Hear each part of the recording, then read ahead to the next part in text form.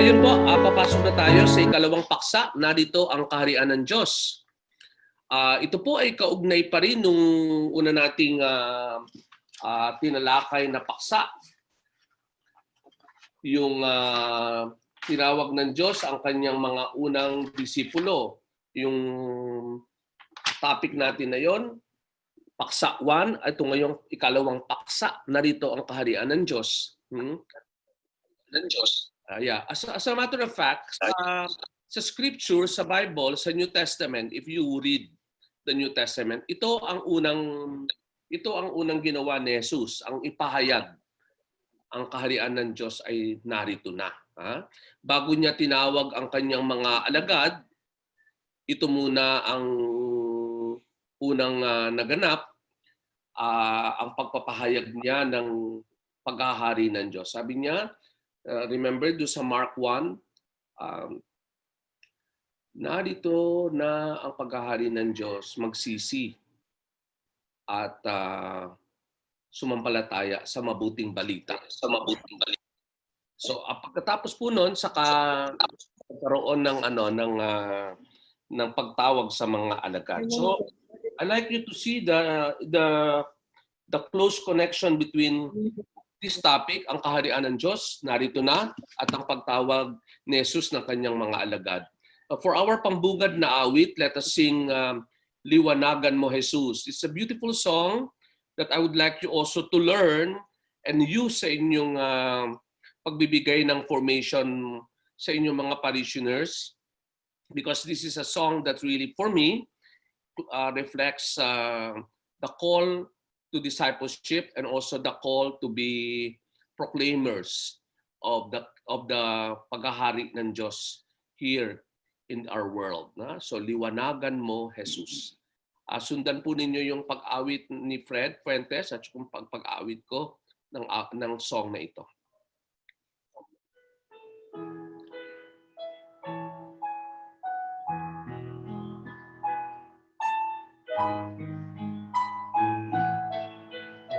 Sa ngalan ng Ama, ng Anak, at ng Espiritu Santo. Isdan natin ang ating daigdig. Ginawang tahanan ng Diyos nating mahal. Ngunit sa pagdaan ng maraming panahon na balungan ng kadiliman at nauhaw sa pagmamahal.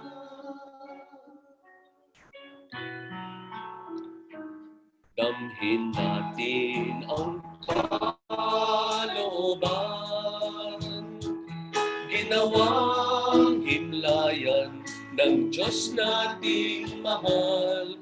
Ngunit sa pasapit ng sigwa at tag-init sa ating buhay, nawalan ng malay at nalamig sa pag-ibig. Liwanagan mo, Jesus, ang aming buhay. Yakapin mo ang iyong bayan, sa'yo'y naghahanap ang matalinhagang ilaw mo't pagmamahal. Umapawi ng karimlan, liwanagan mo, Jesus, ang aming buhay. Ipakita mo ang iyong mukha at kami maliligtas, kapayapaan at dangal isinang mo, at maninibago ang wangis na iyong mundo.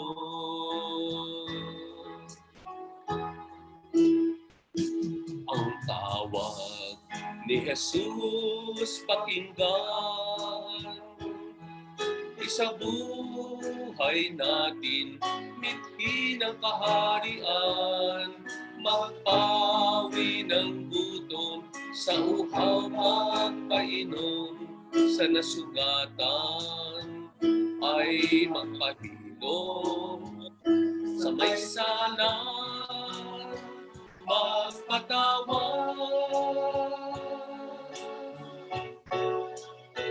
Liwanagan mo, Jesus, ang aming buhay. Yakapin mo ang iyong bayan, sa'yo'y naghahanap ang matalinghagang ilaw mo't pagmamahal. Umapawi ng karimlan, liwanagan mo, Jesus, ang aming buhay. Ipakita mo ang iyong mukha at kami maliligtas, kapayapaan at sinag mo at maninibago ang wangis na iyong mundo.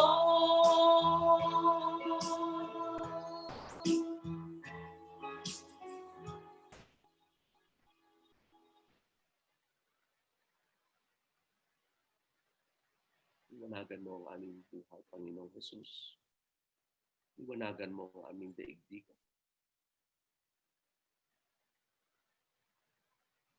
Apusin mo ang aming mga puso, ang aming isip. Bigyan mo kami ng panibagong lakas upang sa pagsunod namin sa iyo,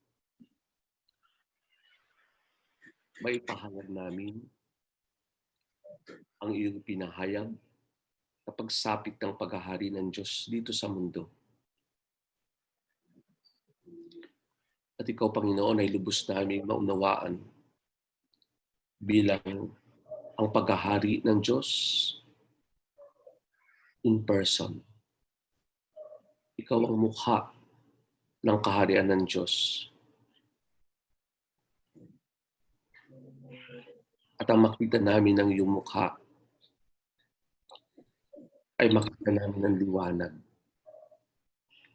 Ang liwanag ng Diyos na pumapawi sa karimlan. At ang bawat sulok ng aming buhay at bawat sulok ng daigdig na ito na aming ginagalawan ay mabigyan din ng liwanag. Halinaw, o banal na Espiritu, muli samahan po ninyo kami at magturo sa amin ng daan tungo sa paghahari ng Diyos. Ikaw na nabubuhay at naghahari kasama ng Espiritu, kasama ni Jesucristo at ng Ama, iisang Diyos, magpasawalang hanggan. Amen.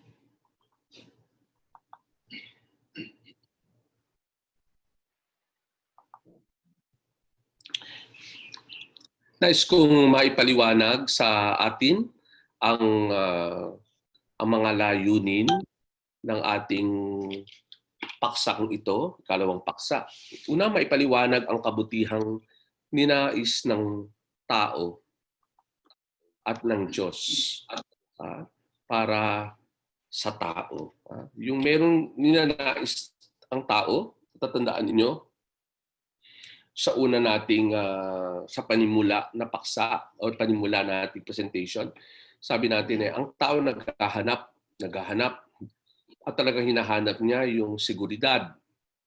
Hinahanap niya ang kahulugan ng buhay.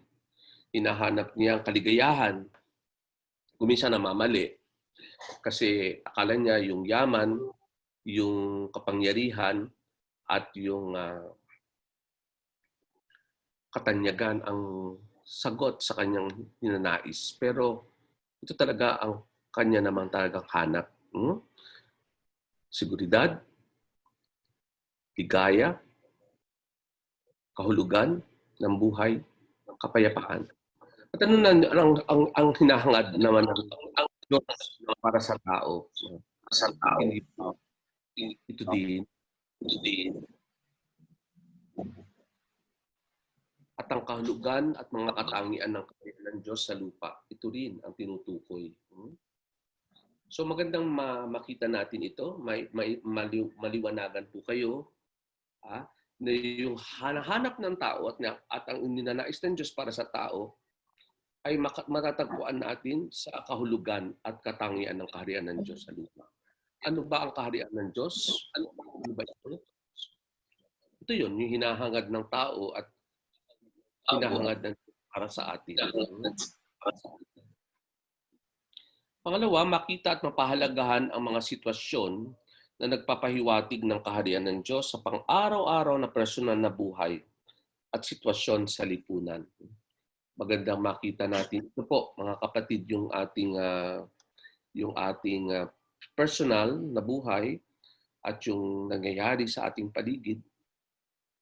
May mga tanda na nagpapahiwatig sa kaharian ng Diyos. Kung ikaw ay sensitive, aware ka, makikita mo yung mga signs of God's kingdom. God's kingdom growing, progressing, God's kingdom being opposed, being prevented. So makikita niyo yung mga signs. So magandang makita po ninyo rin yun and value those signs. Third, tumulong sa pagpapalago ng lipunan. Don't forget, there is something here for us as far as society is concerned. We have to make sure na yung kaharian ng Diyos ay lumalago in our midst, in the midst ng ating lipunan. Sa paligid natin, sa atin ba ang kaharian ng Diyos ay dumating na? Kanina binanggit ko yung tungkol sa personal na pagsisisi.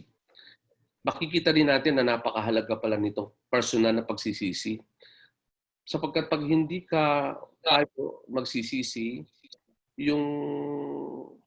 ang mamamayani sa atin ay hindi ang Diyos. At hindi ang kaharian niya ang siyang talagang narito sa ating buhay, kundi nandito pa rin ang paghahari ng iba. Baka tayo ang naghahari at hindi ang Diyos. Gayun naman makita natin yung paglalago at pagsasagawa ng mga aral ni Jesus tungo sa pagbabago ng sarili at lipunan. So tatlong napakahalagang layunin natin.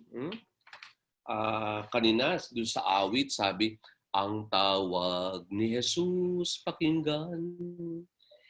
Isabuhay natin mithi ng kaharian, magpawi ng gutom, sa uhaw magpainom, sa nasugatan ay magpahilom, sa may sala magpatawad. Ito yung pagsasagawa ng mga aral ni Jesus. Hindi lamang salita, kundi sa gawa, yung kanyang mga pangaral ay ating isa sa buhay. Kung tayo ang sarili natin magbabago din ang lipunan. At kung mababago natin ang lipunan, ma-ensure natin ang tuloy-tuloy na pagbabago ng... So the first part is yung pagmamasid. Observe. See. What's going on? What's going on? Dito ay inaanyayahan tayong tignan ang kalagayan at karanasan. Ang mga tanong sa atin sa bahagi ito ay ito yung mga tanong para mamula tayo, mabuksan ang ating mga mata, makita natin yung ating dapat makita. Ano-anong mga balita ngayong araw? Pero ano ba ang newspaper? Dali mo nga dito yung newspaper na bago. Ano-anong mga balita ngayong araw o linggo, this week, ang nakapukaw ng iyong pansin? Ano-ano mga balita? Natawag ang iyong pansin. Parang nakatawag ng pansin sa marami sa atin yung nangyayari sa PhilHealth. PhilHealth. Yung kabulukan doon sa ahensyang ito. Ano-ano sa mga balitang ito ang kinatutuwa mo at hindi mo ikinatutuwa? Ako, hindi ako natutuwa dyan sa balitang yan. Yan palang PhilHealth ay neither health nor feel. Hindi healthy, kundi parang bulok. Something is rotting there. Something is rotting. The stink is all over the place. And it's not pala hindi Philippines. It's not the health of the Filipinos that's being ensured here, but the health of some people's pockets. Kaya na medyo hindi ako natutuwa dyan. Ewan ko kung natutuwa kayo, pero hindi ko yan ikinatutuwa. Ano-ano ang itong balita. Okay, maganda. Ewan ko kung kayo ay nagbabasa ng mga balita. Ito, makikita niyo sa newspaper. Ayan. Nix deals with Sina firms tied to WPS build-up. Ito yung headline ngayon. Locsin, scrap contracts with barred China firms. Ayan. So ano po ang hinahangad na mo na naway naglalarawan ng maayos na buhay? Ito ba mga balitang ito? Maganda ba ito? Maganda ba ito mga balitang ito? Ito ba yung mga gusto mong marinig? Na mga balita? Ayan. Ano pa ang hinahangad mo na naway naglalarawan ng maayos na buhay? Minsan yung mga balitang ganito nagiging cause ng ating worry. Parang gumugulo ata ay hindi nagiging maayos. Sa halip na maging maayos ang buhay, abay parang gumugulo-gulo. So alright. So, dito sa pagmamasid, I asked Ruel to help find some persons from among our group na po pwedeng mag-share ng kanilang pagmamasid by answering these questions. Attorney June, you may now start. Yes, good morning, Monsi. Good morning, Kuya June, attorney. Ay, see you here. Kanina ko pa po naririnig ang inyong magandang mga pananalita. At ang mga balita ngayon na sabi nyo nga, PhilHealth, yung West Philippine Sea, yung pandemic, nakakaligalig po lahat. Pero may mga balita po akong kinatutuwa, kagaya po nung yung tuloy-tuloy na pagtulong ng ating mga kasamahan sa ating mga kababayan.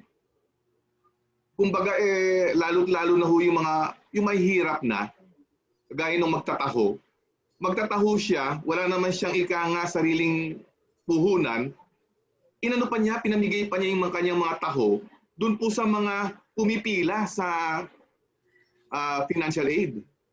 At ang sabi pa nga po doon sa news, sa television, medyo may stroke na po yan kaya yung kanyang isang kamay ay hirap na sa pagbibigay ng tulong. Talaga po nakakatuwa yon. Ang hindi po nakakatuwa, yung sabi nyo nga sa PhilHealth, pangungurakot. At yung mga iba pang mga kasamahan natin na parang, alam nyo na, yung hindi sila nababagabag na ang mga taong mga dapat tulungan ay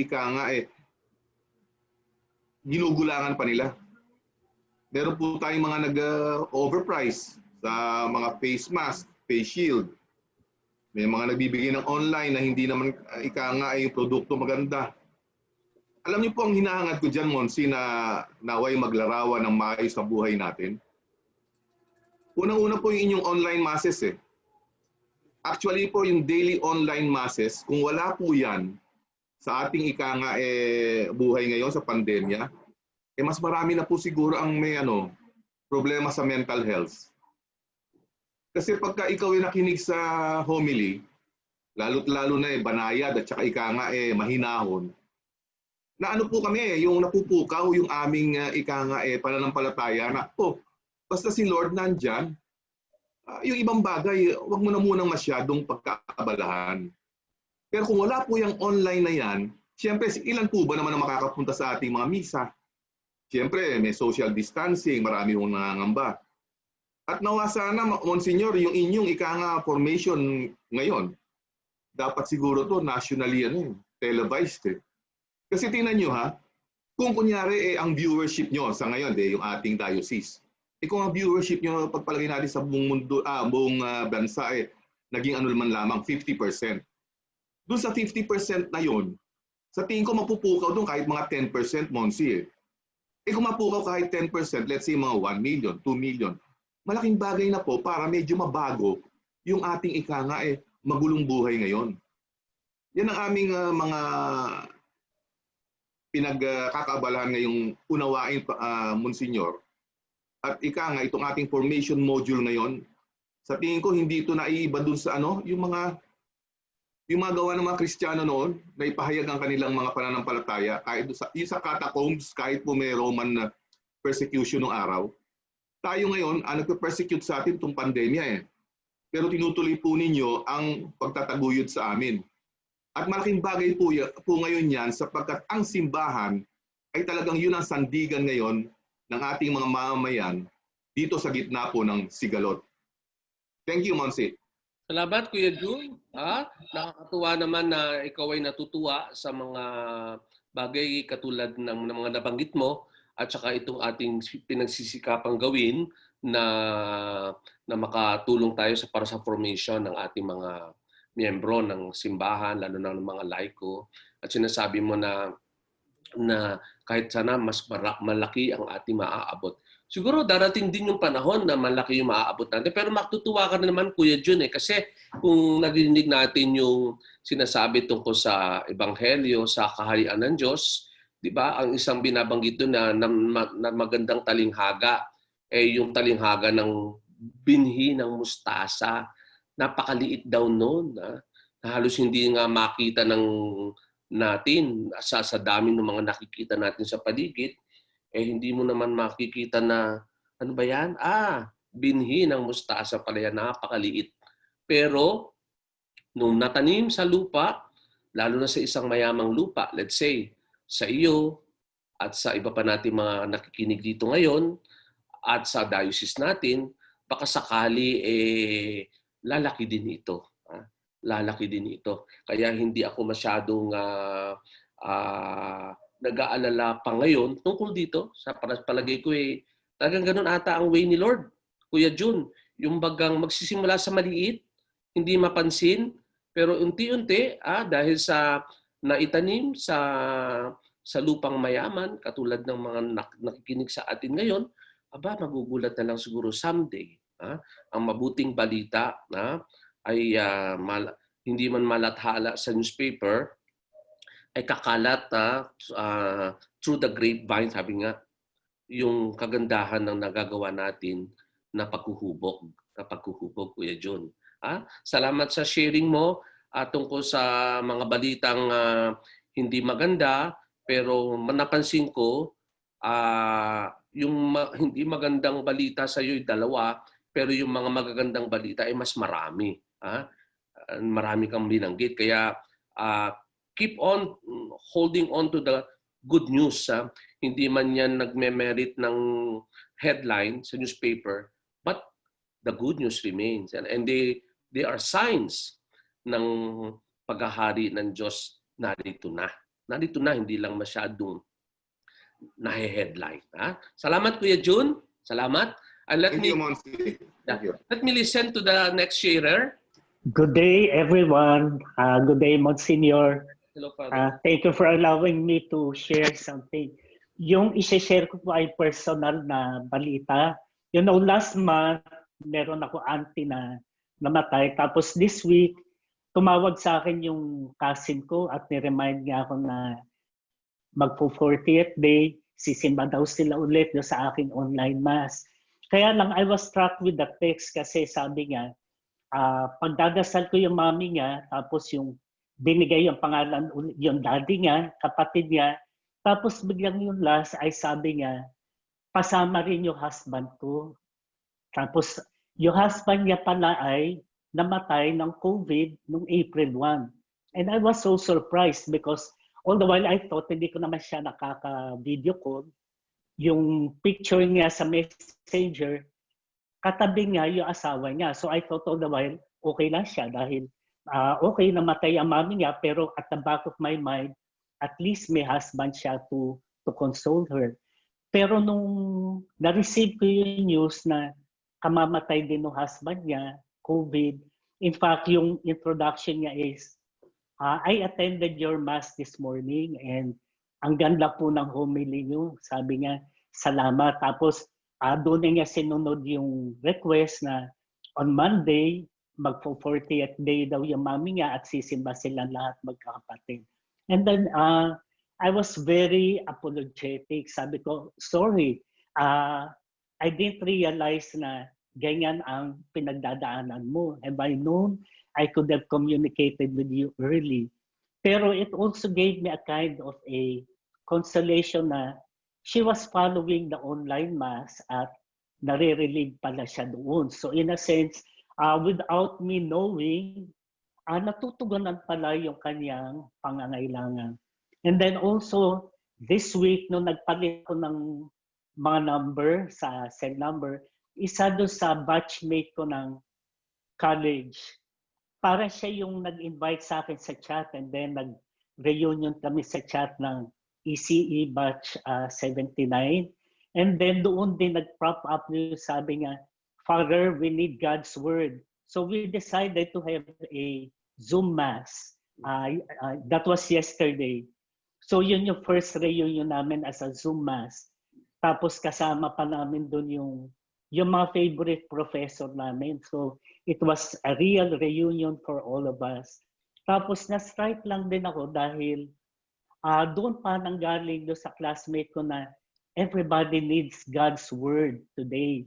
Tapos of course nung nag-homily ako, na-share ko sa kanila yung all the while I thought yung mga pinag-aralan natin dyan sa ECE ay kinalimutan ko na yan nang ako ay pumasok sa seminary.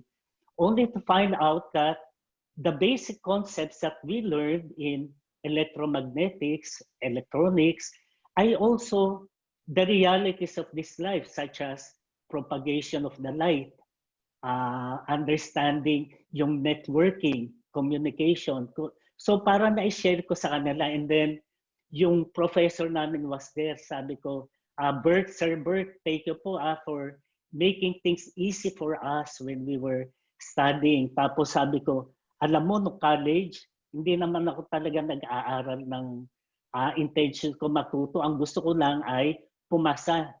Huwag magkaroon ng masamang record ang aking transcript para maging maganda ang aking trabaho. And then he was there and he was also thankful, natutuwa siya at siya ay nakapagturo. Tapos doon pa rin na i-relate ngayon yung the gift of social media.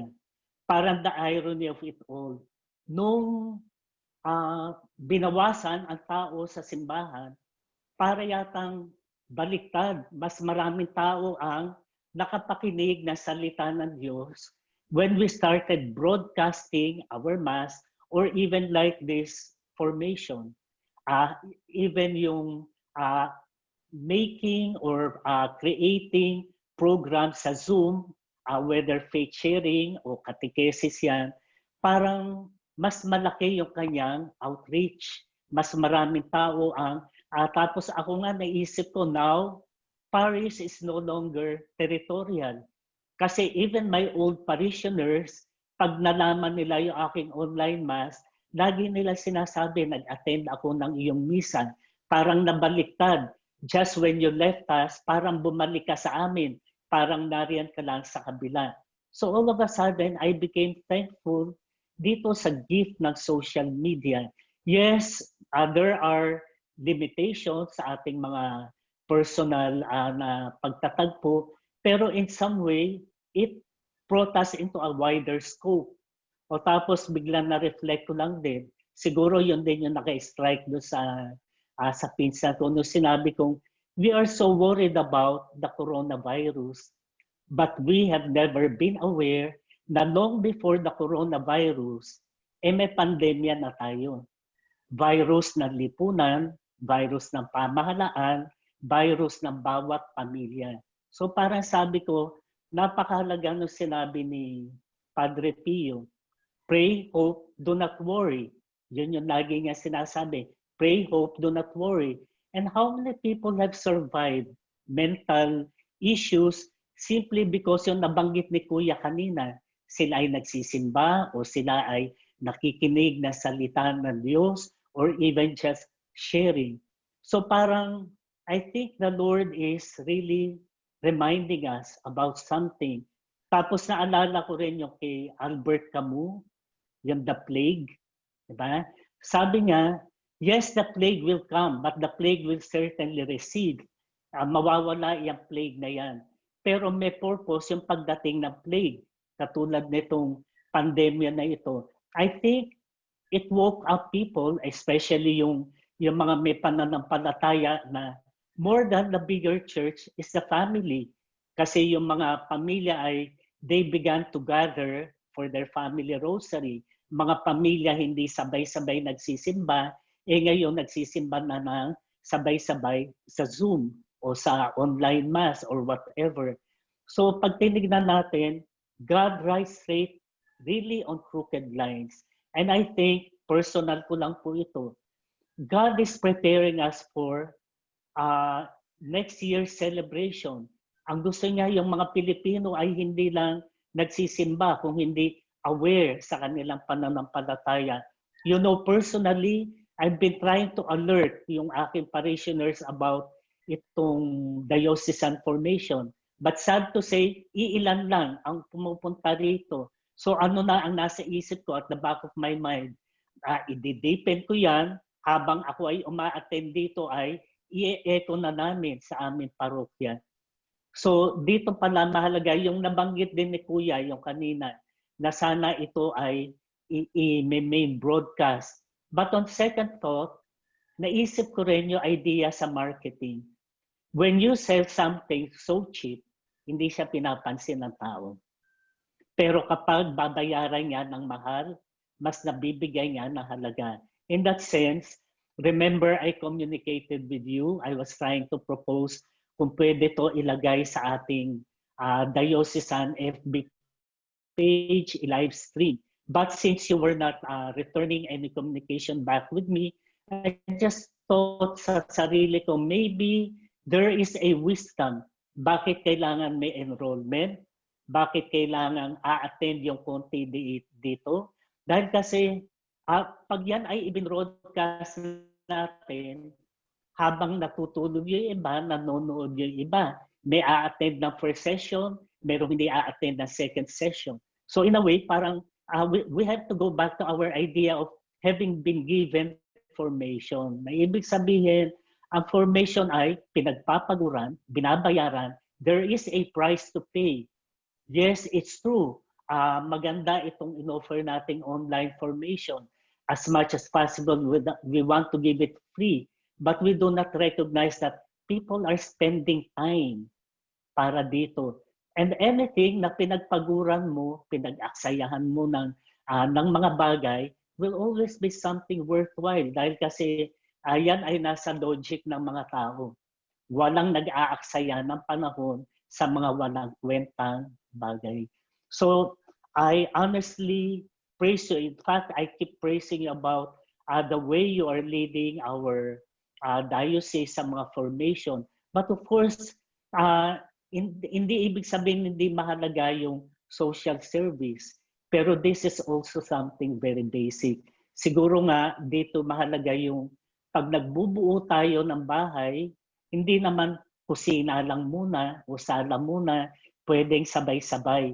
Pero at a certain point, meron tayong hina-highlight, meron tayong i-focus, meron tayong inuuna, one at a time.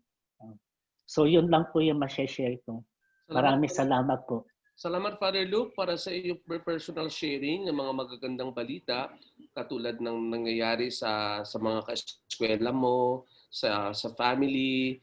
These are news na hindi nalalatahala sa newspaper, but nonetheless, for you and for your friends and your relatives, talagang good news, magandang balita ito para sa kanila. Imagine, one of the good news natin ay yung ating pala mga misa ay umaabot sa mas maraming tao. Alam mo, ako din, nagmimisa ako, Father Luke. Kuminsan, kahit ang views ko ay let's say 200, 140, yung nagsisimba sa simbahan ko ay 5. So pagka inisip ko na maliban doon sa 5 na nandito sa simbahan ko ngayon, meron pang 140 or 200, natutuwa na ako doon eh. It encouraged me. Kaya yung iba, mas marami yung kanilang naaabot na marami silang mga viewers into thousands.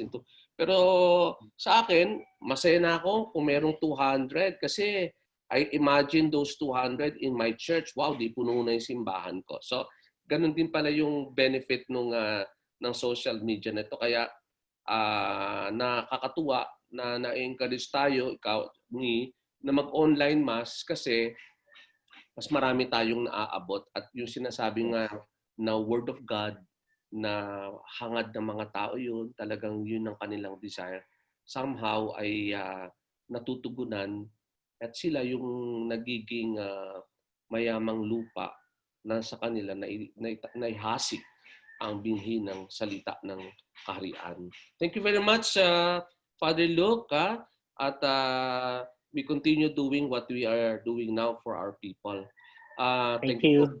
Nakapag-share si Kuya June, nakapag-share si Father Luke regarding yung mga balita. Some of the balita are national news. Some balita are more diocesan. Some news are personal. But all the while, all these things are something that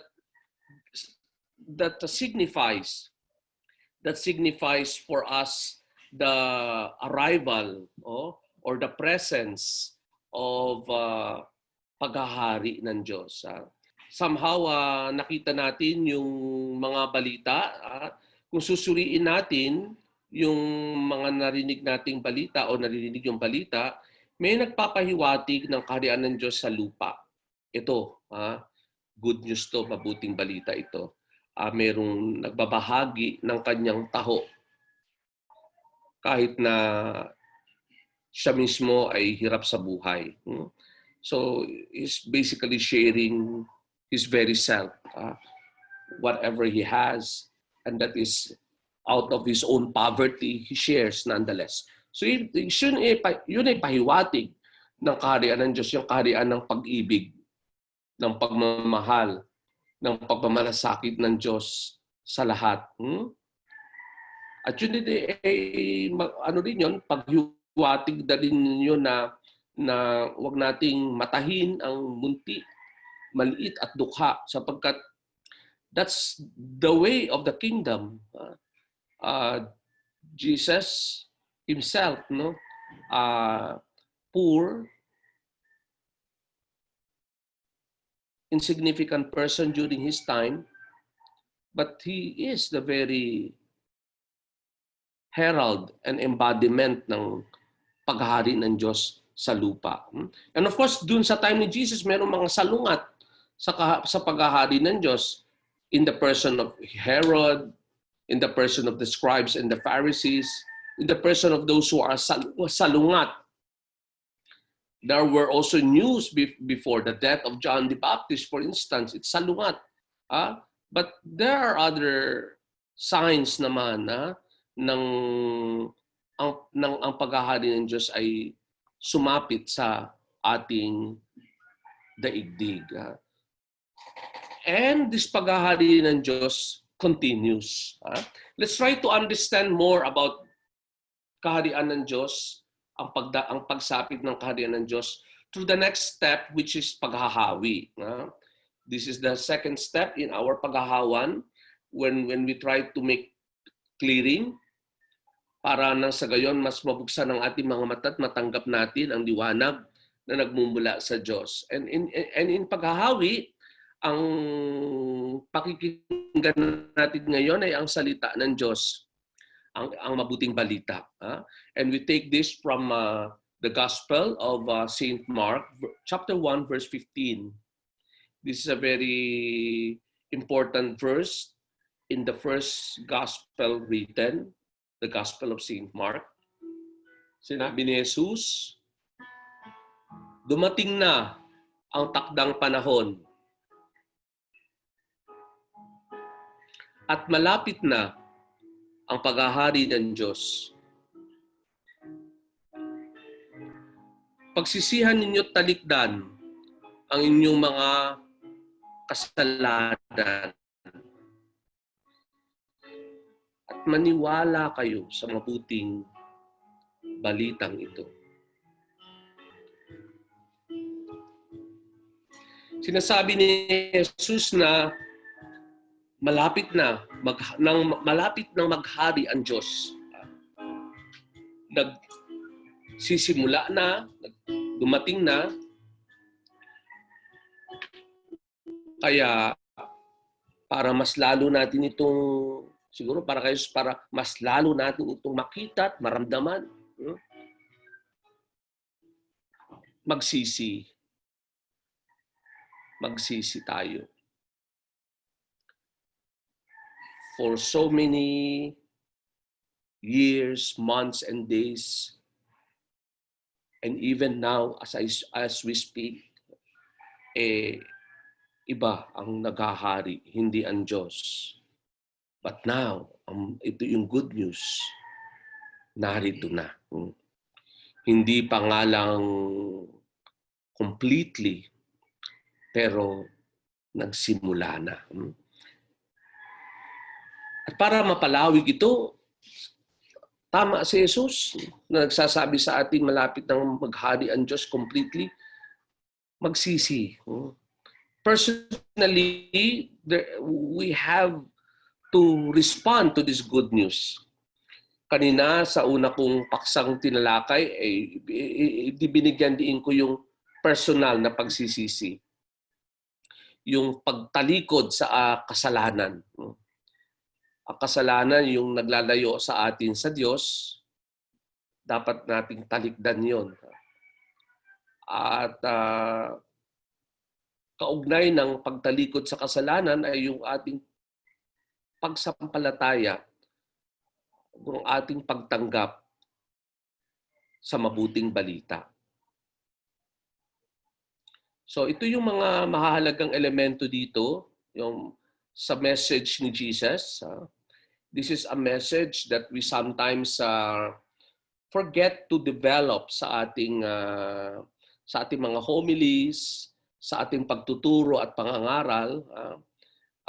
And sometimes many Catholics are at a loss. Halimbawa, tatanungin ka ng isang taong walang pananampalataya o hindi na sumasampalataya at mag-share ka halimbawa tungkol kay Jesus, very enthusiastic ka mag-share tungkol kay Jesus, what Jesus has done for you.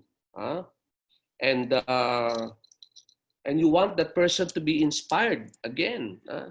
Ngayon, tatanungin ka niya. Halimbawa, kung tatanungin ka niya, ano ba ang message ni Jesus? Ano ba ang sinasabi niya? Sana ito yung agad pumasok sa isip mo. This is Jesus' message. The kingdom of God has come. The kingdom of God is here. Not yet fully, pero it is already here.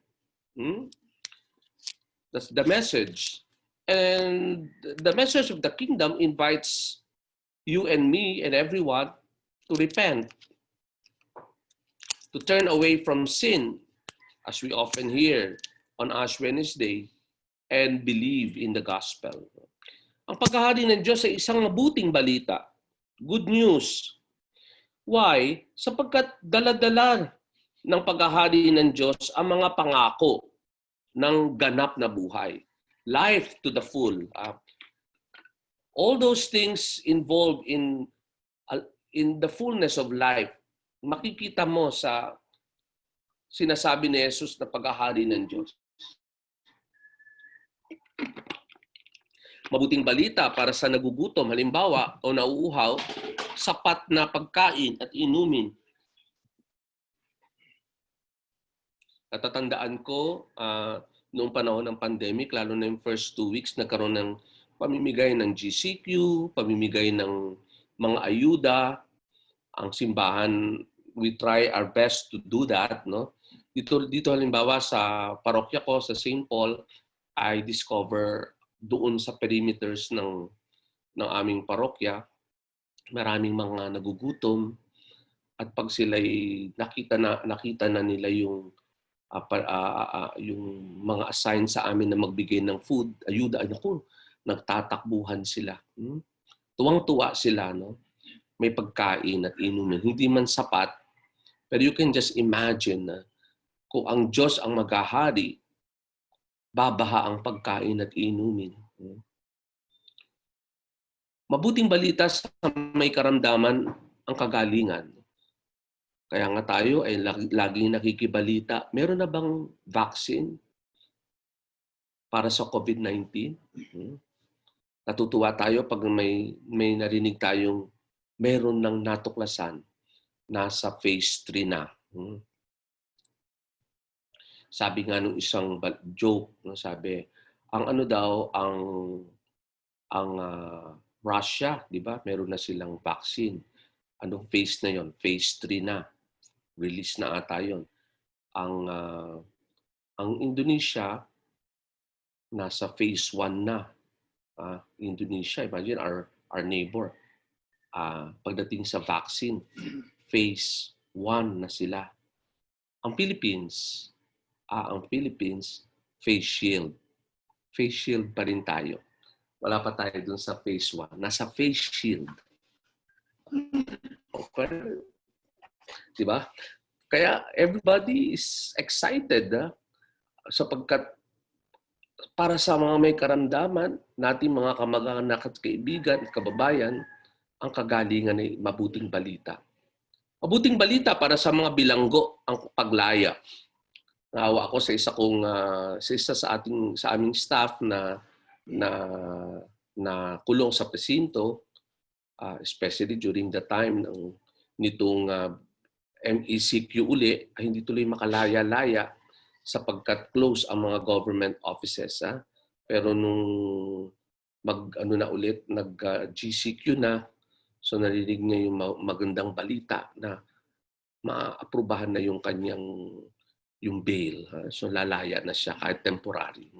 So mabuting balita, sana sa bingit ng kamatayan, buhay. Pag ikaw ay dying and then your life is getting extended or even para bagang dapat na mamatay kay binigyan ka pa ng buhay. That's good news. Reprieve para sa isang taong nasa bingit ng kamatayan. Mabuting balita ay ang kaganapan o pamamayani ng kagandahang loob ng Diyos sa ating buhay. Magandang balita na si ate ay hindi nagalit sa iyo at pinatatawad ka niya. Sabihin mo, ay salamat naman at namayani ang awat habag at pag-ibig. And that is, dapat mo ipagpasalamat kasi si ate ay nag-attend ng formation program. Na-touch siya sa sinabi ng isang sharer. At pagkatapos ng formation program na ito'y namayani sa kanya yung kagandahang loob ng Diyos. Kaya mabuting balita ang paghahari ng Diyos. Pag ang Diyos ang naghari, wow, makikita natin unti-unti ang kaganapan ng buhay. So masasabi natin, una, ang paghahari ng Diyos ay isang mabuting balita sapagkat dala nito ang mga promises ng fullness of life. Katulad sa mga nabanggit na halimbawa. Ang isa pang masasabi natin ay si Jesus ang mabuting balita. Ang paghahari ng Diyos, ang kahari ng Diyos ay mabuting balita. Si Jesus, mabuting balita. Why? Sapagkat siya ang nagdadala ng kaharian ng Diyos dito sa lupa. Siyang nagdala. He is not only the herald, but He is the very embodiment ng kaharian ng Diyos dito sa lupa. Sa kanyang pagdating, sa kanyang pagtapak dito sa lupa, ang kaharian ng Diyos ay sumapit din. Sumapit na rin sa wakas dito sa atin. Ang buhay niya, hindi lamang ang message, kundi yung kanyang life. Makikita natin doon ng hangaring kaloob ng Diyos para sa ating lahat. Ang kabutihan ng buhay. Ang kabutihan ng buhay ay di lamang para sa mga nananagana. Ang kabutihan ng Diyos ay para din sa mga dukha at aba. So yun ang masasabi natin, mabuting balita, si Jesus. Ang buhay ni Jesus ay puspos ng pagmamahal sa Ama. Kung hindi lang yung kanyang message, tingnan mo yung life mismo ni Jesus, anong nakikita natin doon? It's filled with love for God and neighbor. And this love for God and neighbor nagdudulot ng peace, kapayapaan, galak, pag-asa, pagtutulungan, pagmamalasakit. Remember yung first natin, yung introduction about yung ano yung hinahangad ng tao.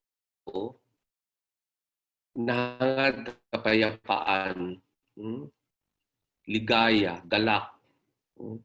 Hinahangad natin yung seguridad.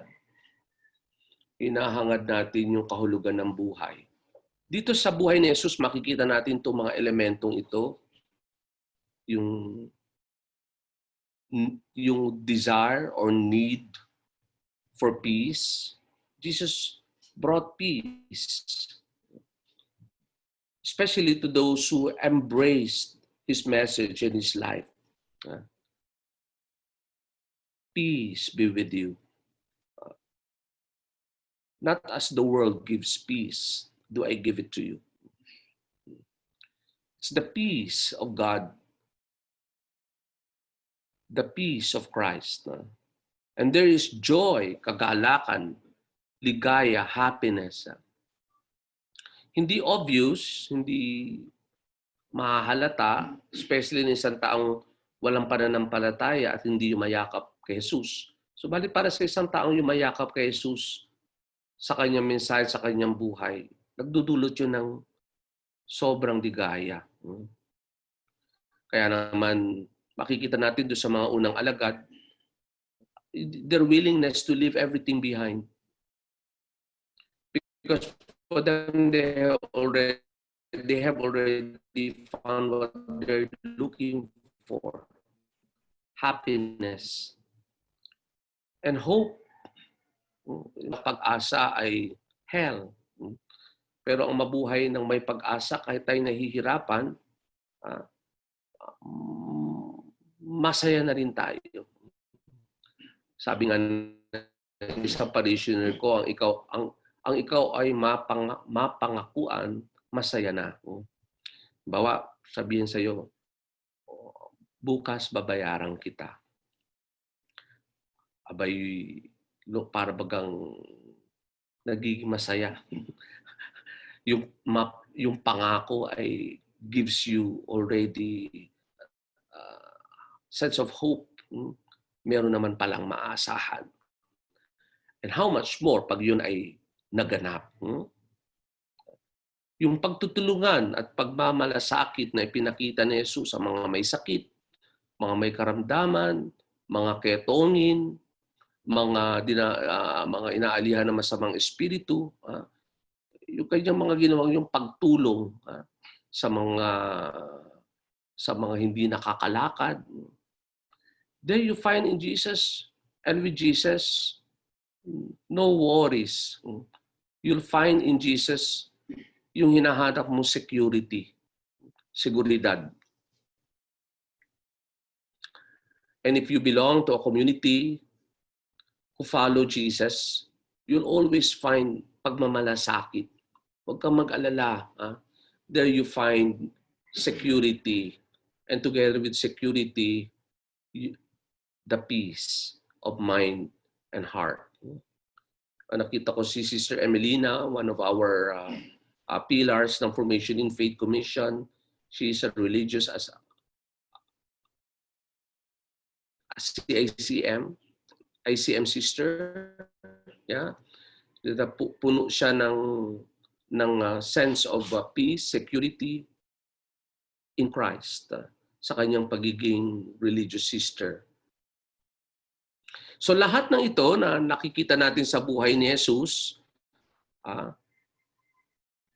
nagpapahiwatig ng kaharian ng Diyos sa lupa. I think that's one of the that's one of the things that we need to see in Jesus. Sabi nga ng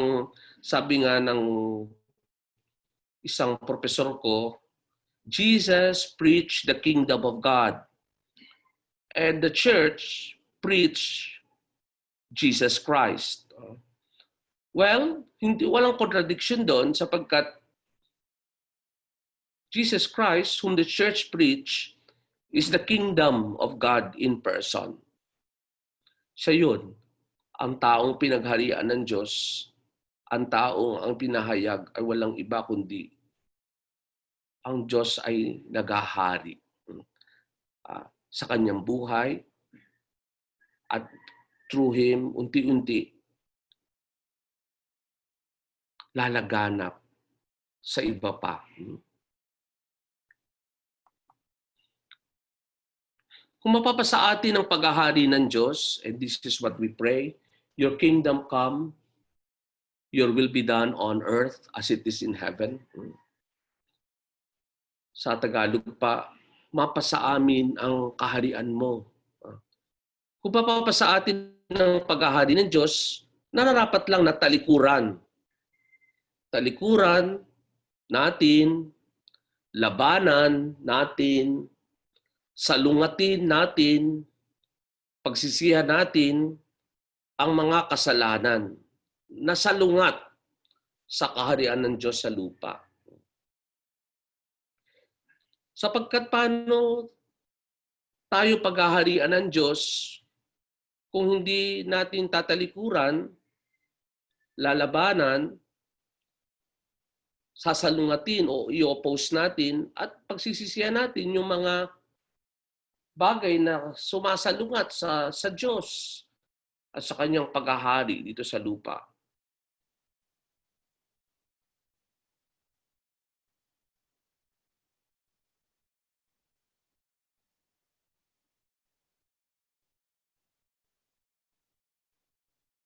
So kailangan din pala ng action on our part. Action in response to Jesus preaching and Jesus bringing in person the paghahari ng Diyos. There are certain things that we need to do, and that is pagtalikod sa ating personal na kasalanan. Kasi yung kasalanan natin ay naglalayo yun sa atin, sa Diyos. Hindi naman siya nahihirapan, kundi nagiging balakid yon para mas papagharian niya tayo.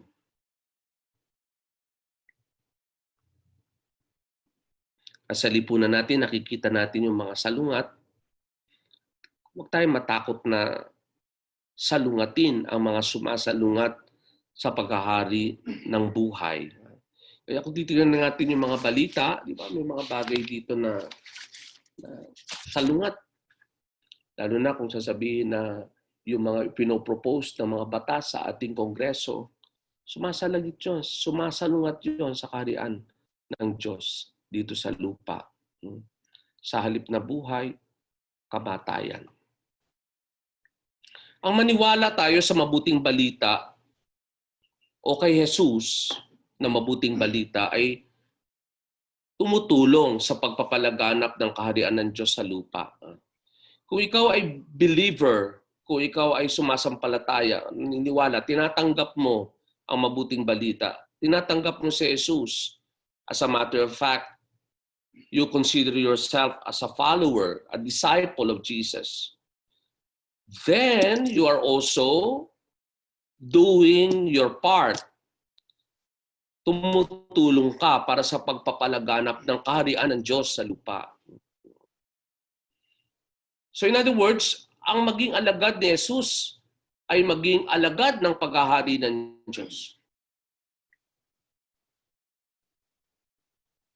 Ang maging follower ni Jesus ay nangangahulugan na tumutulong ako sa pagpapalaganap ng kaharian na ito ng Diyos sa lupa. Kaya nga ang isang alagad, ang isang disipulo, binabago ang sarili. Binabago ang sarili. Kailangan may change, may transformation, may pagbabago sa sarili.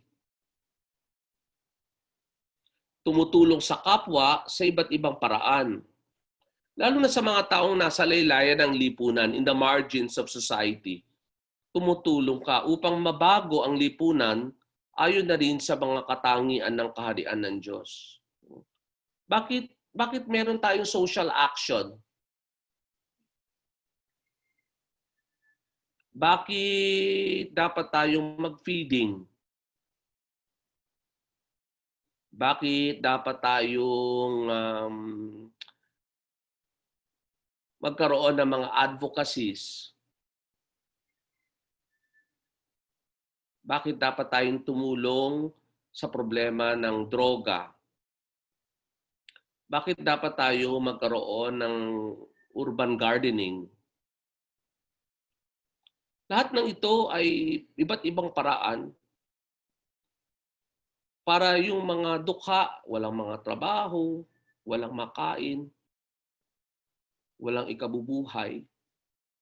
Ito yung mga medyo hindi na madalas nating nalilimutan.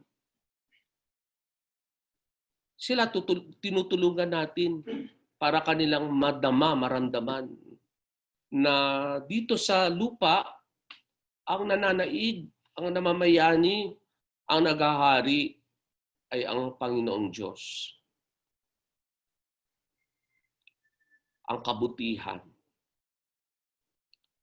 hindi ang kasamaan.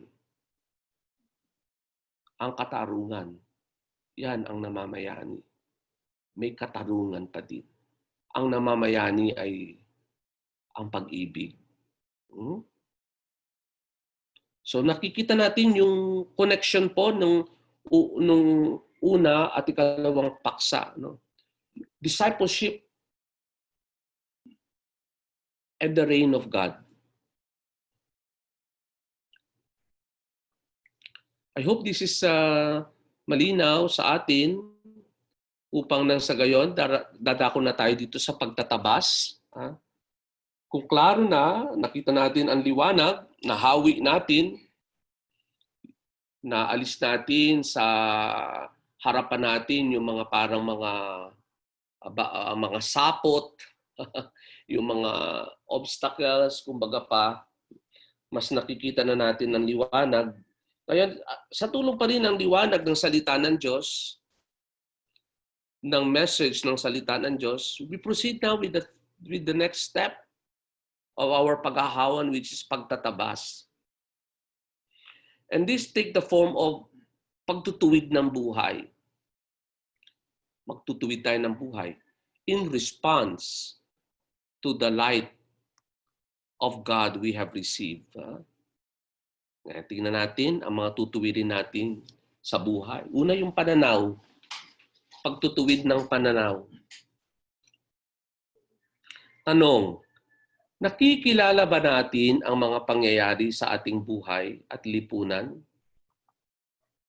na nagpapahiwatig ng kaharian ng Diyos? Ikaw ba masasabi mo, this is a sign of God's reign?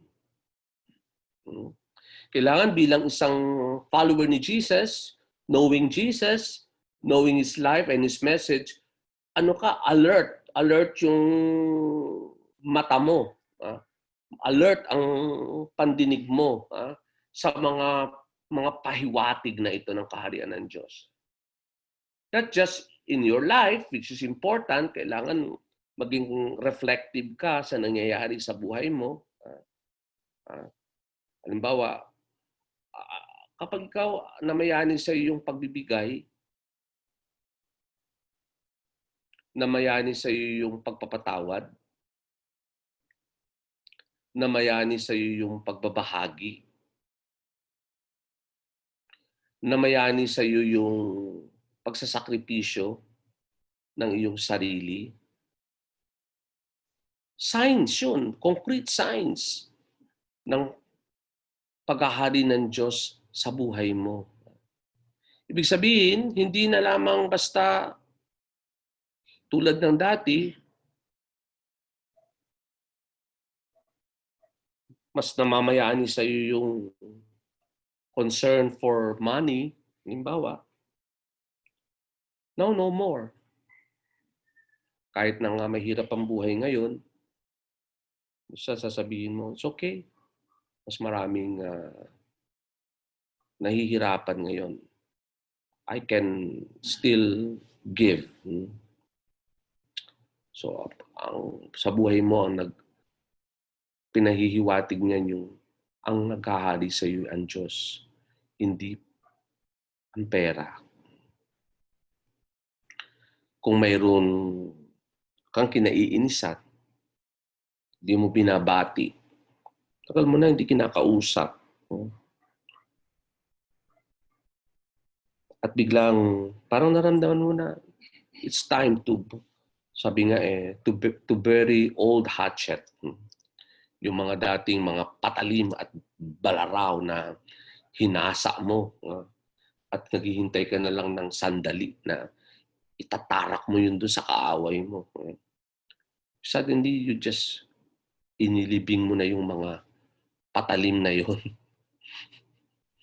At nagsimula ka ng ngumiti at tingnan siya in a different way.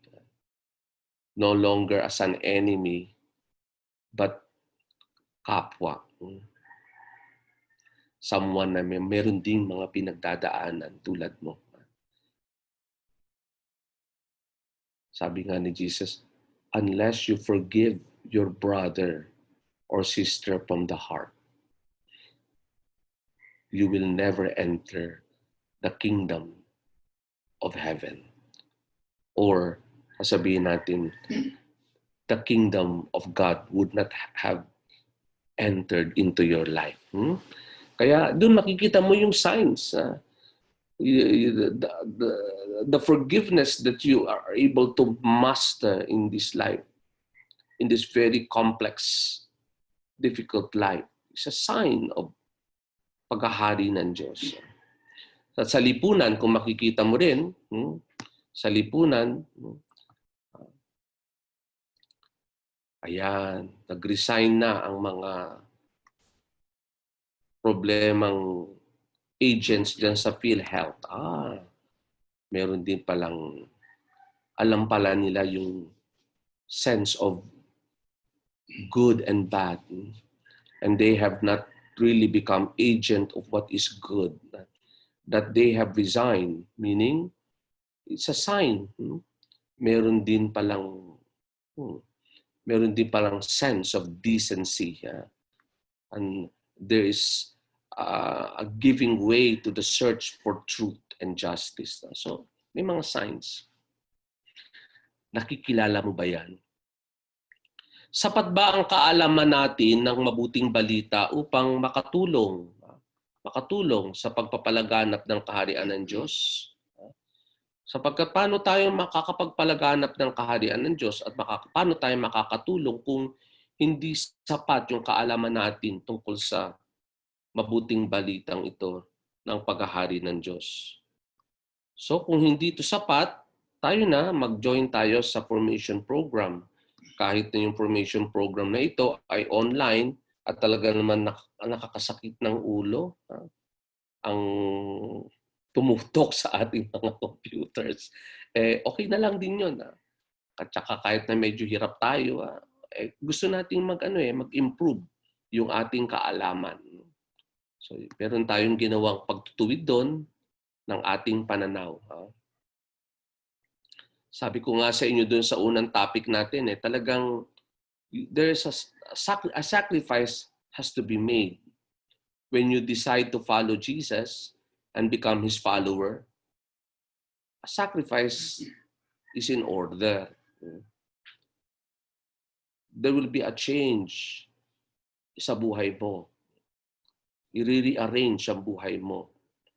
And this time, magiging number 1 sa priorities mo ang paghahari ng Diyos. So, tingnan natin yung mga pinagpapahalagahan natin. Yung mga values natin. Pinagpapahalagahan ba natin ang ating kakayanan sa tulong ng Diyos na magpatibay at magpalaganap ng kaharian niya sa ating paligid? Do you value your capacity to promote, to strengthen the kingdom of God around you, in your village, in your subdivision? Do not underestimate your capability, especially if you are a person of faith. Meron kang kakayahan, binigyan ka ni Lord ng kakayahan. And do not worry because hindi ka naman pababayaan ng Diyos. Meron siyang tulong o grasya na ibinabahagi sa iyo.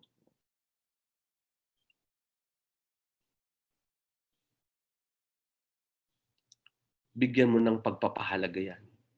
Yung kakayahan mo. At yung grasya na handang ibigay ng Diyos sa iyo. Para ikaw mismo makapagpalaganap ka ng paghahari niya sa paligid mo. Pisahan mo dyan sa iyong bahay, sa tahanan mo.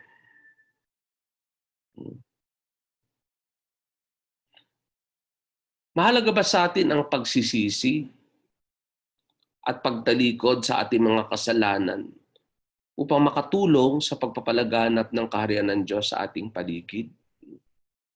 Remember the message of Jesus? Nung in-announce yung narito ang paghahari ng Diyos, sabi niya, repent. Turn away from sins. So kailangan pagpahalagahan din natin yon, yung pagsisisi. May mga taong hirap na magsisi. No? Mahirap magsabi ng I'm sorry.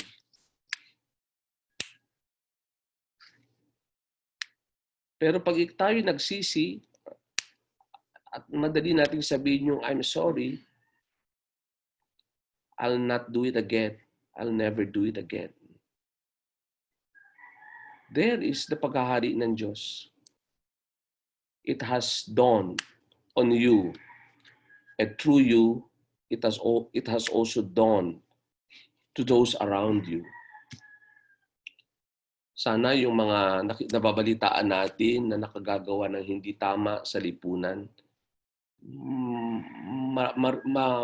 mabasa man lang natin sa balita na si ganito, si ganyan, nagpahayag ng kanyang pagsisisi at nag-apologize sa sambayan ng Pilipino. Pero wala akong nababasang ganyan kuminsan.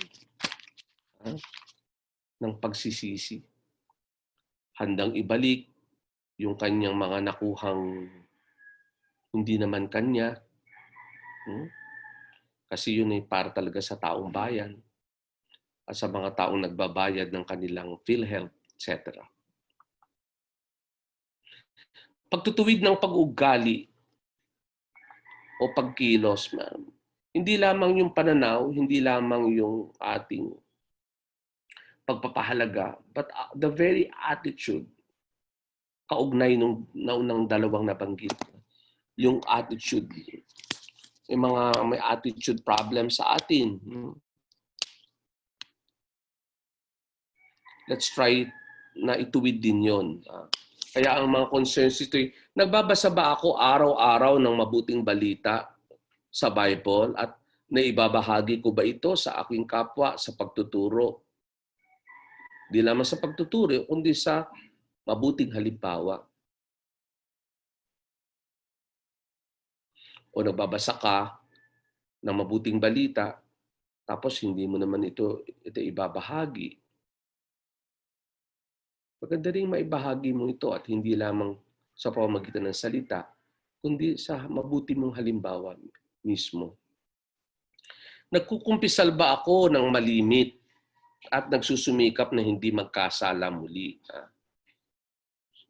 Sometimes sa ating mga lingkod, parang bihihira tayo magkumpisal. Parang nahihiya tayo humingi ng tawad sa Diyos sa pamamagitan ng kakilala nating pari. And aside from pagkukumpisal, pagsasabi ng ating kasalanan at pag-amin, yung pagsusumikap na hindi na uli magkakasala. May pagsusumikap. Alang-alang sa paghahari ng Diyos. Naipapakita ko ba sa aking kapwa ang pagmamahal at pagmamalasakit ng Diyos sa Kanya? May nakita kang isang tao malungkot, depressed, do you go out of your way to counsel that person or to express your love and care as God's love and care for him, for her? I hope that you'll be able to answer these questions. Itong mga binabanggit na ito ng mga pagtutuwid. Makikita ba ng aking family, friends, office mates, mga classmates, ang paggawa ko ng kabutihan araw-araw bilang alagad ni Jesus? Of course, this presumes na meron tayong ginagawang kabutihan araw-araw. Isa, hindi natin ata nabibigyan din ng pansin. Ano ba yung kabutihang nagawa ko sa araw na ito? Nakikita ba nila yan at nai-inspire ba sila dyan sa nakita nilang yan sa iyo?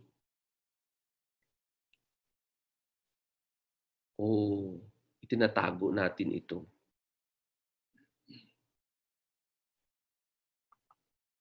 Okay, let's come now to pagsasaayos, paglilinaw at pagpapalalim sa mga batayang paninindigan.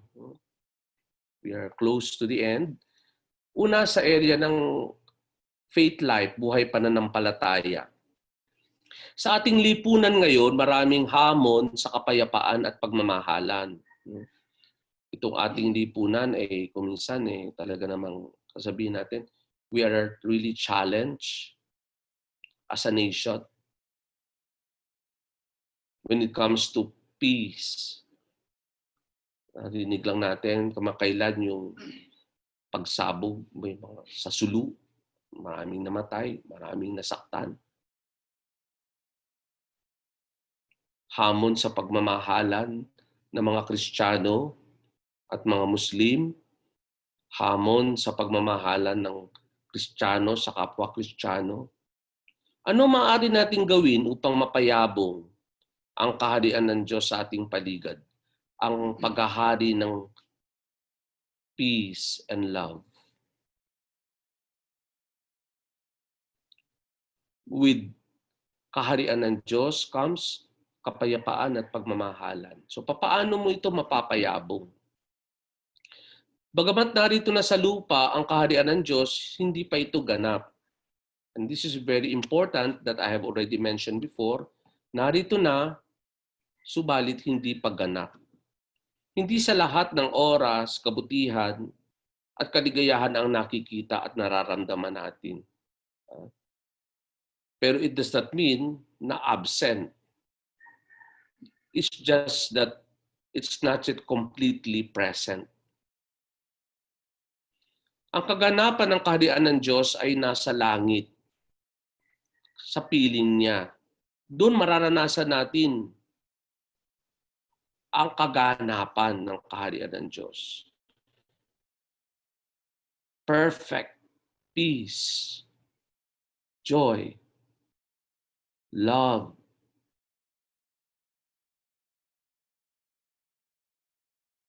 security, perfect, complete. Dito sa lupa, hindi pa complete. But if we try to promote the values of the kingdom here on earth, we are assured that with God, in God's presence someday, which we call langit, mararanasan natin ang kaganapan ng paghahari nito ng Diyos.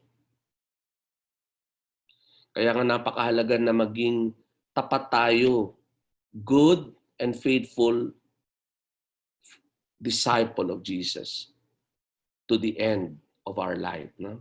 So buhay pananampalataya ang tinututukan natin ngayon. Huwag kang ma-discourage kung parang mas maraming nakikita kang negative kaysa sa positive signs of God's kingdom. Do not doubt the presence of God's kingdom kahit na para bagang hindi ito ang namamayani ng lubos sa panahon natin ngayon. Basta't ikaw mismo, tayo, we are committed to the kingdom of God. Let's go to the buhay pagsamba naman. Tayo, we like going to church. We like taking part in the Holy Eucharist. We like praying.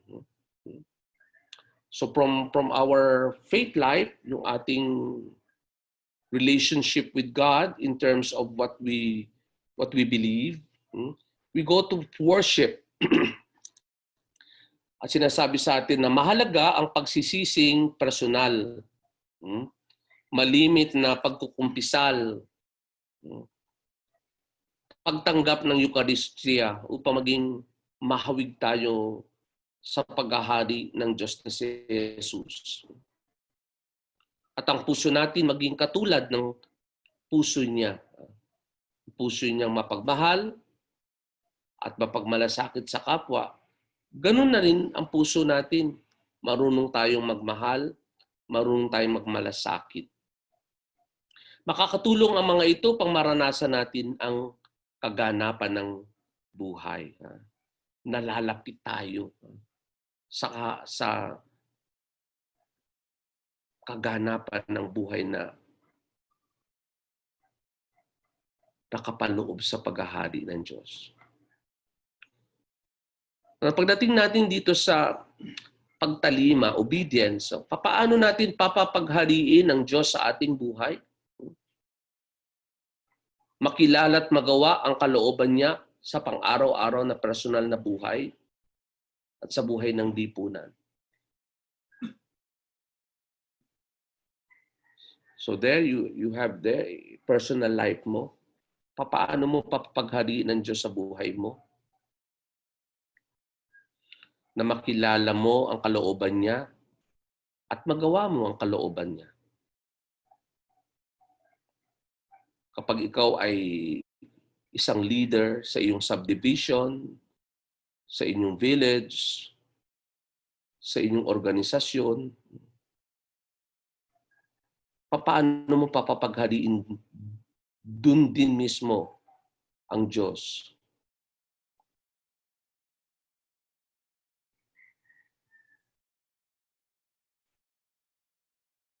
Si Father Luke kanina nag-share siya tungkol doon sa kanyang mga classmates, kung paano sila nagkatagpo-tagpo sa pamamagitan ng online at doon ay na paghari sa kanilang pangkat, sa kanilang grupo, more than just in the person of Father Luke, who is a priest, more than in the person of those classmates of his na kanyang muling nakasama, sa kanilang buong samahan. Ang Diyos ang siyang biglang namayanit naghari doon. Kaya nandun yung pagtalima natin, no? Both personal and social. Yung hindi lamang sa ating sarili, kundi sa relationship among us. So bagamat hindi pa ito ang kaganapan ng kaharian ng Diyos, hindi pa ito. Patikim pa lang to, foretaste. Mayroon pa. Marami pang biyaya ang kaloob nito sa ating buhay. Hindi lamang yan. You can just imagine kung ang paghahari ng Diyos ay siya na mismo maging ganap na. Maging ganap. Si Jesus, makikita natin sa kanyang buhay yung kaganapan ng paghahari ng Diyos. Nung siya'y nakapako sa krus, sa buong buhay niya, nandoon yung pagsisikap na ang Diyos ang siyang mamayani. At doon sa krus, nung siya'y bago bawian siya ng buhay, isa sa kanyang pinahayag naganap na. Naganap na. Naganap na yung kanyang misyon na dalhin dito sa lupa ang paghahari ng Diyos. Not just in terms ng message, but also in terms of His own life as a human being, as one who has become human, na the sufferings that He bore, the sufferings of being hanged on a tree where people would not recognize security, happiness, peace, all those things that we aspire for. But in Jesus, in His person, all those things ay secondary na lamang sa kanyang talagang nais na mangyari at maganap. Yung ang Diyos ang siyang masunod. Kaya nang sabihin niyang naganap na, naganap na sa buhay niya ang kung paano pagharian ng Diyos. So here we come to the pagdiriwang. Let us celebrate ang kaharian ng Diyos, ipagdiwang natin. I hope you'll have a chance to write sa paper ninyo ang mga pagpapahalaga na yung nakikita na makakatulong sa kaganapan ng paghahari ng Diyos. We will not be able to do this together, but maybe you can jot it down on your paper, write on your paper ang mga pagpapahalaga o values. What are the values na nakikita mo na makakatulong, would help for the fullness of God's kingdom here on earth? Bakit mahalaga? Halimbawa, yung mahalaga para sa yung magpatawad, forgiveness. Would forgiveness as a value help in the furtherance or advancement of paghahari ng Diyos? Let's say, where there will be peace, love, justice.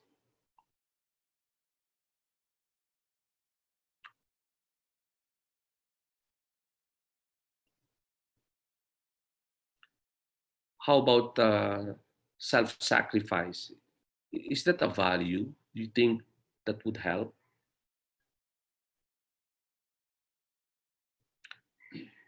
How about the value of prayer? Would that help?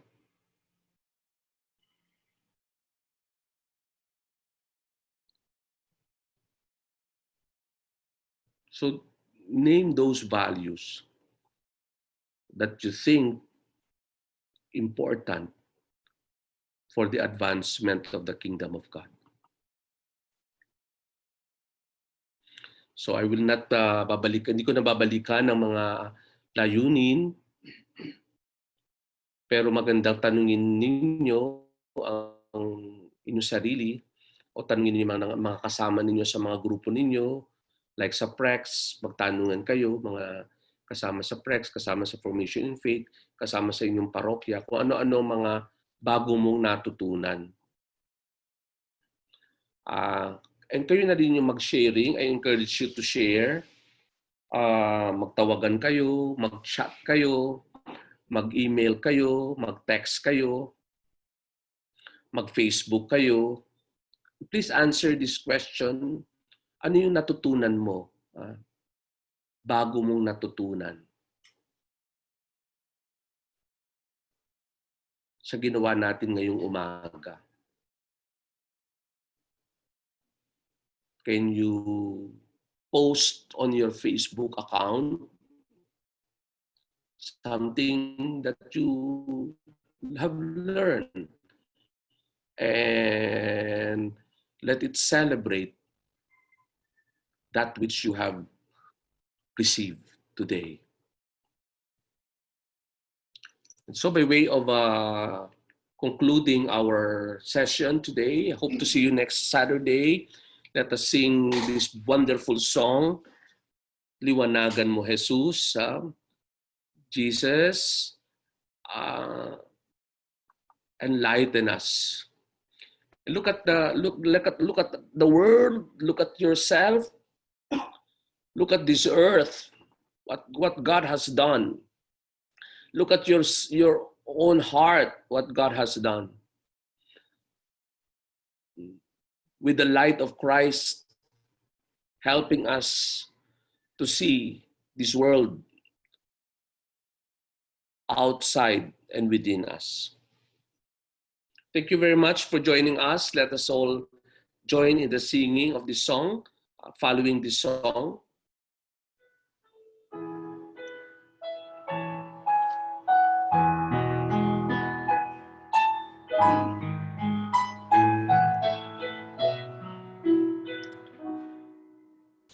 Masdan natin ang ating daigdig, ginawang tahanan ng Diyos nating mahal.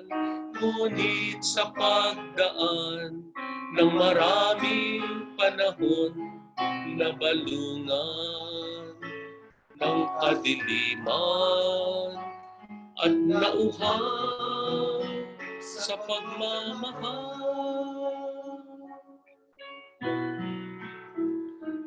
Damhin natin ang kalooban, ginawang himlayan ng Diyos nating mahal.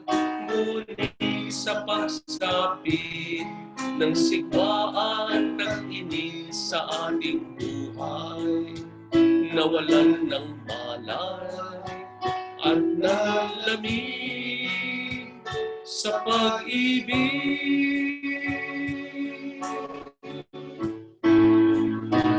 Liwanagan mo, Jesus, ang aming buhay. Yakapin mo ang iyong bayan, sa'yo'y naghahanap ang matalinghagang ilaw mo't pagmamahal.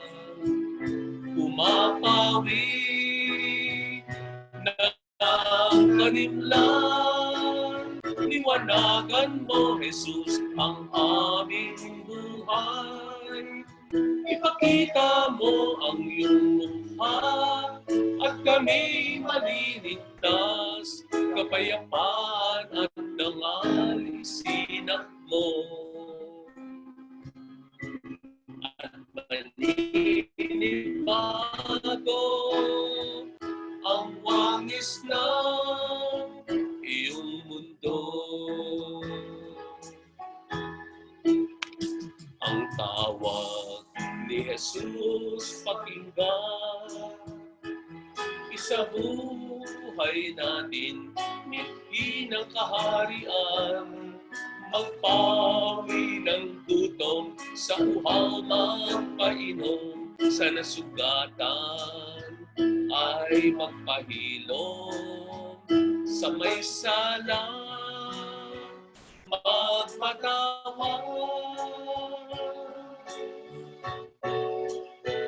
Liwanagan mo, Jesus, ang aming buhay. Yakapin mo ang iyong bayan, sa'yo'y naghahanap ng matalinghagang ilaw mo't pagbawi na karimlang. Liwanagan mo, Jesus, ang aming buhay. Ipakita mo ang iyong mukha at kami maliligtas, kapayapaan at dangal isinap mo at maninibago ang wangis na iyong mundo.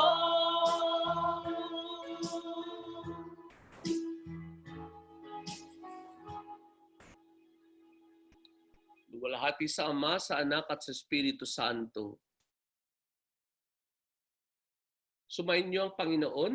At sumayin niyo rin. Pagpalain kayo lagi na makapangyarihang Diyos, Ama at Anak at Espiritu Santo. Amen. Marami pong salamat.